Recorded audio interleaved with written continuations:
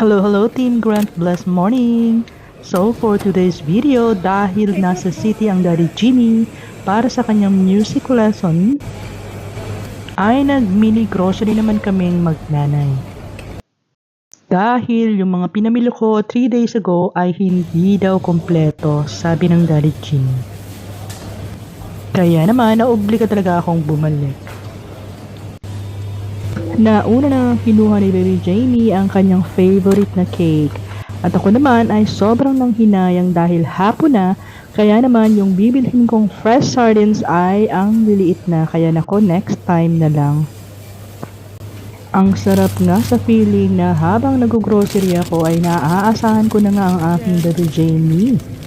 At nakakatulong na talaga siya ng pakonti-konti.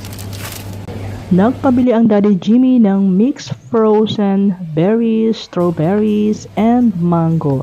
Kaya naman dinamihan ko na para sa kanyang shake araw-araw na walang sawa.